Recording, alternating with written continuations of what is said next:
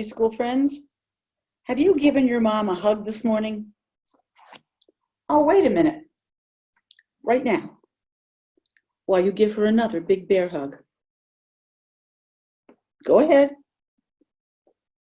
Today is Mother's Day. It's a day to celebrate mothers and all they do for us.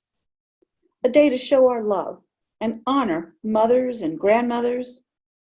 An act of Congress and President Woodrow Wilson began Mother's Day over 100 years ago. That was in 1914. In 1914, it may have been your great, great, great, great grandmothers who were the moms being hugged and honored on that first Mother's Day. This is my great-grandmother, Julia. And Julia would have been one of those moms honored on that first Mother's Day. Notice that her dress doesn't look like our outfits today, and she doesn't have a modern hairdo. But this is what moms looked like in 1914. In Sunday school, we have learned that many, many years before that 1914 Mother's Day, Moses had put on his sandals and carried his staff and had gone to the holy mountain to meet God. That was the time God spoke to Moses from the burning bush. Again, God called Moses to the holy mountain. This time, God wrote on stone tablets 10 laws. There it is. 10 laws. Where's 10? 10 laws for Moses to bring down to his people who were not following God anymore. We call these laws the 10 Commandments. One of the commandments God wrote on the tablet was this: honor your father and your mother. What does it mean to honor your mother? It means showing her respect inside and outside your house where everyone can see what you are doing. To honor her, thank your mom for what she does for you. Listen to her. Obey your mother even when you don't want to. God also wants us to pray for her. Listen as two sisters honor their mothers.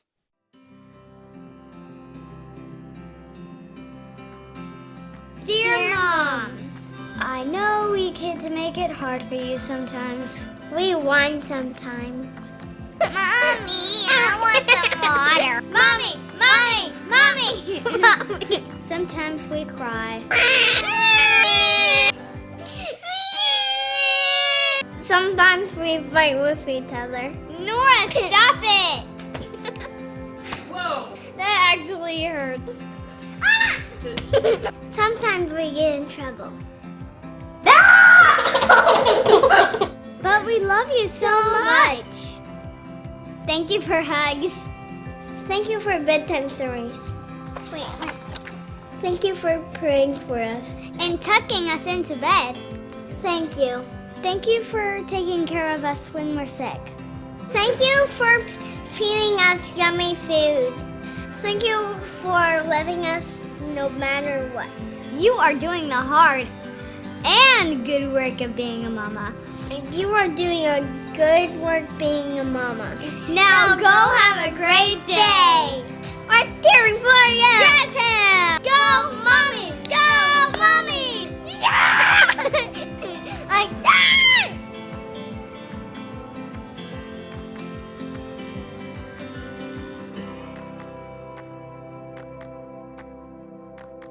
The Bible tells us about some long ago mothers who are still remembered today. Some because they followed God. Some because they didn't want to go. The very first mother in the whole wide world was named Eve. She and Adam disobeyed God, and they didn't want to go. When, as their punishment, God told them they had to leave their beautiful Garden of Eden. Moses' mom was Jochebed. Jochebed showed her faith in God when she refused to throw her baby, Moses, into the river, as the king had commanded for all the Hebrew baby boys to be killed. Moses' sister Miriam honored their mother by helping her hide her baby brother, Moses, in a basket in the river grass. When Moses grew up, he did many things to honor God, but when God called him to go back to Egypt, Moses didn't want to go. In Sunday school, we talked about two more mothers in the Old Testament of the Bible, Naomi and her daughter-in-law, Ruth. Remember when we held this baby doll in our arms the way Ruth would have held her baby, Obed. Obed was to become one of Jesus's ancestors. Like Julia is one of my ancestors. Ruth didn't want to go when Naomi tried to send her back home. Later this morning, Pastor Todd will be sharing a message with your parents about what do you do when you don't want to go.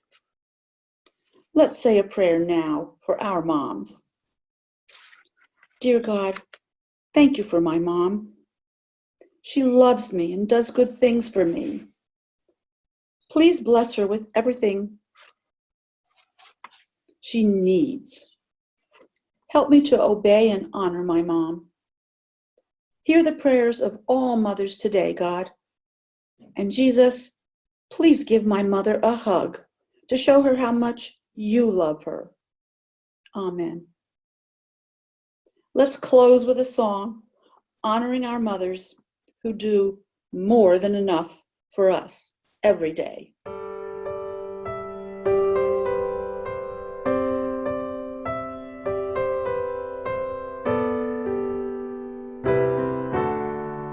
Maybe I'll never know the love it takes to make me a happy home that's warm and safe. And maybe I'll never see how you pray for my every need and wonder what more you could do for me. But when you walk by my side, read me stories at night, and teach me to trust in God's love. You give me a hug, maybe two, and you say I love you, and I think you're doing enough.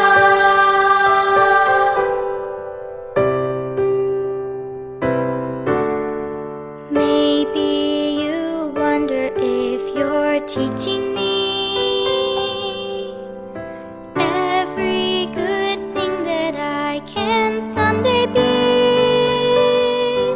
But all that I know of faith and of kindness and love and strength, I've learned just by watching you every day.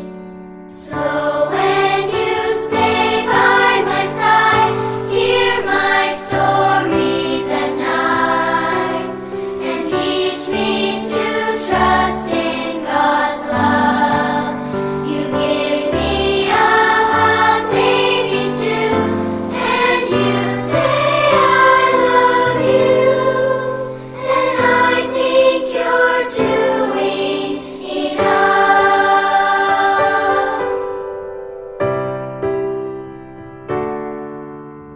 Someday I'll have a home, a family, and I'll love them just as much as you love me. Then maybe you'll finally have given enough for me, a gift that will last through eternity.